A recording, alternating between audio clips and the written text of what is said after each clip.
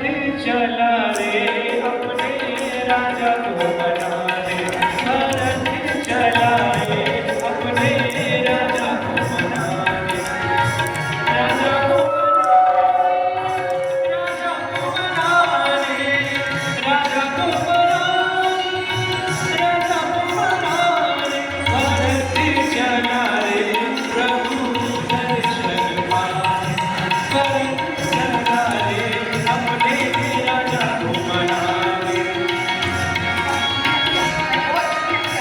राम दर्श की कोई अभिलाषा, बोले नयन प्रेम की भाषा, राम स्वामी जय भरत अभियारा, स्वाति मुकुंद बिन प्रीति नदियारा, वियोगी चला रे जिनकी चरण मिलाने, भरत चला रे सबसे राजा को मनाने।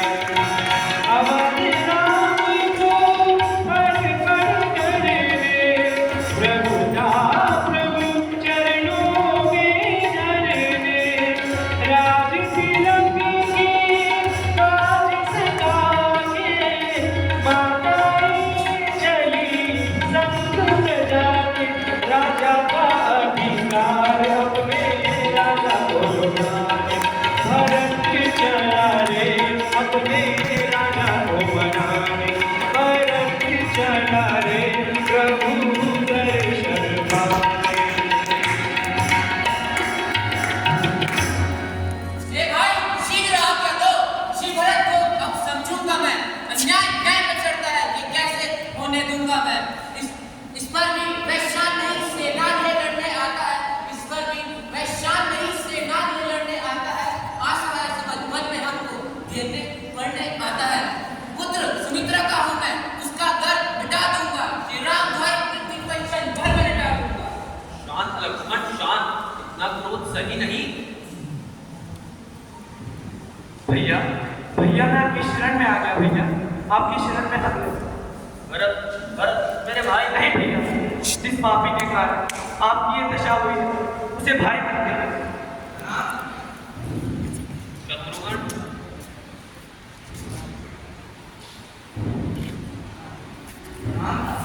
भाभी भाभी मुझे क्षमा कर दीजिए, मेरे ही कारण आपकी ये दशा हुई है। यह सब देखने से पहले मुझे मृत्यु आ जाती है। प्रणाम भैया, प्रणाम। लक्ष्मण मेरे भाई, मुझे माफ कर दीजिए भैया, मुझे माफ कर दीजिए। मेरे मन में दोष आ गया था जब मैंने आपकी मदद नहीं सुनाया। तो बाण चलाया क्यों नहीं पगले? बाण चला देते तो मुझ पर बहुत बड़ा उपकार करते, फिर मैं भैया के सामने अपना एक कलंकित मुंह लेकर ना आता। मेरी माता के पापों का मुझे यही दंड मिलना चाहिए। नहीं भरत, माता के लिए ऐसा अपशब्द कहना पाप है। तुम तो धर्म के अवतार हो। मेरी कई माता के लिए तुमसे ऐसे अपशब्द की अपेक्षा नहीं करता। भैया मेरी तो बुद्धि मारी गई है, अपने पापों का प्रायश्चित करने ही तो आपकी शरण में आया हूँ। धीरज से काम लो भरत। मंगल भवन अमंगल हारी, प्रभु सुदर्शनथ अजर बिहारी, रघुकुल रीत सदा चली आई, प्राण जाए पर वचन न जाई।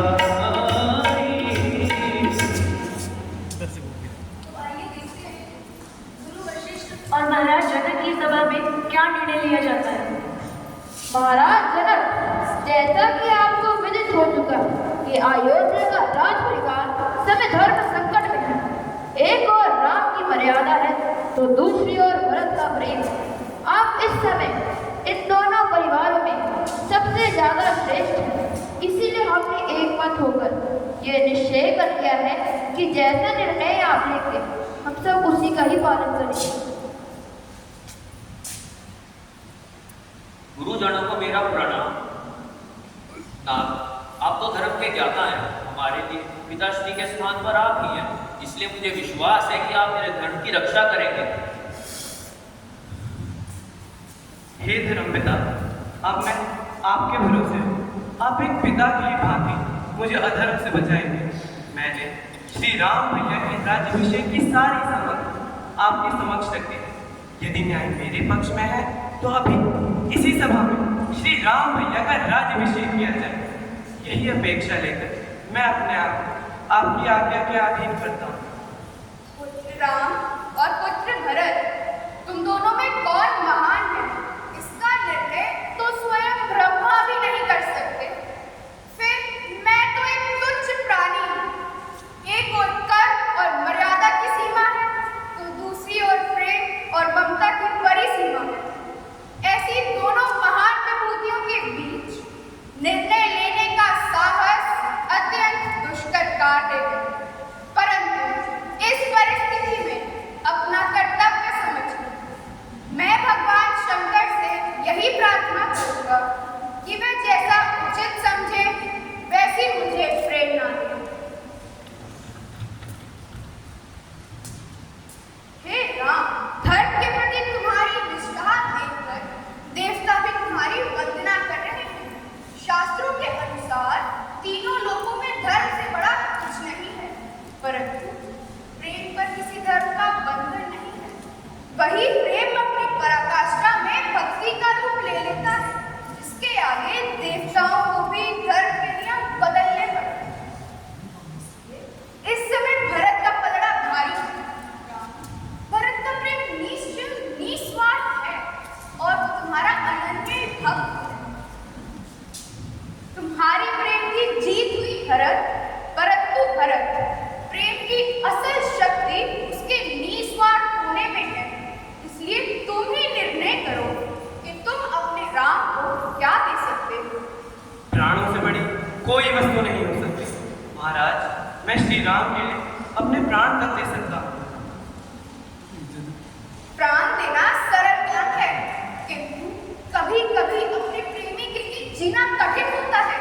यदि तुम सच्चे प्रेमी हो तो श्री राम के चरणों में बैठकर उन्हीं से पूछो कि उनकी प्रसन्नता किसमें है, और वो जो कहे वही कार्य प्रेम की प्रसन्नता समझकर करो। महाराज, आपने मेरी आंखों से स्वार्थ सभी पर्दे हटा दिए। आपने मुझे सच्चे प्रेम एवं भक्ति का मार्ग दिखाया।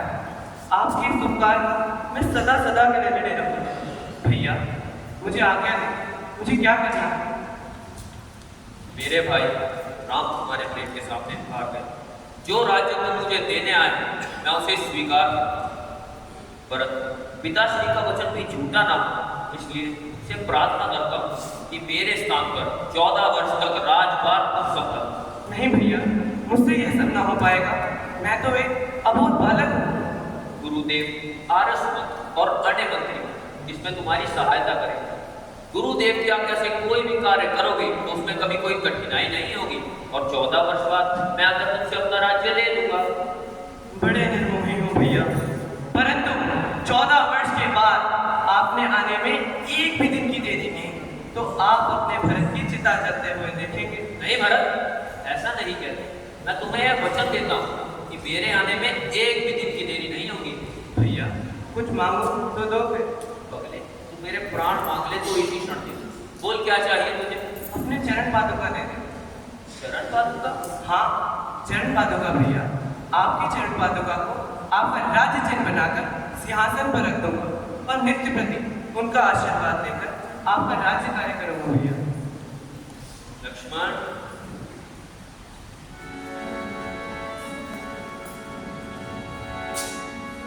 प्रभु कर कृपा पावनी दीनी, सागर भरत शीश धर लीनी। महात्मा भरत, तुम धन्य हो, तुम धन्य हो, तुम धन्य हो, तुम धन्य हो। तुम्हारी सदा जय, तुम्हारी सदा जय। राम भक्त ले चला रे राम की निशानी, राम भक्त ले चला रे राम की निशानी, राम भक्त ले चला रे राम की निशानी।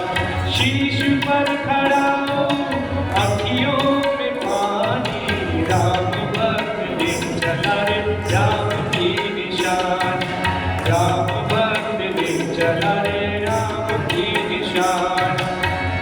शीश खड़ा भूल चला ऐसे, राम सिया जी संग जैसे, अब इनकी छाँव में रहेगी राजधानी। राम भक्त ले चला रे राम की निशानी, राम भक्त ले चला रे राम की निशानी।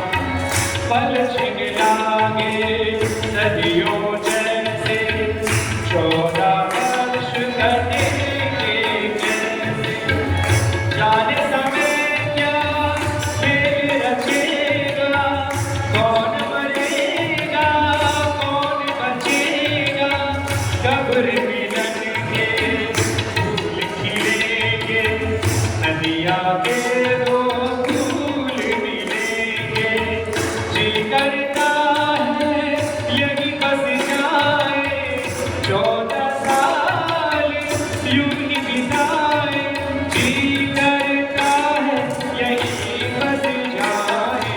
राम भक्त ले चला रे राम की निशानी, राम भक्त ले चला रे राम की निशानी। शीश पर खड़ा हूँ अखियों में पानी, राम भक्त ले चला रे राम की निशानी, राम भक्त ले चला रे राम की निशानी। तुलसी राम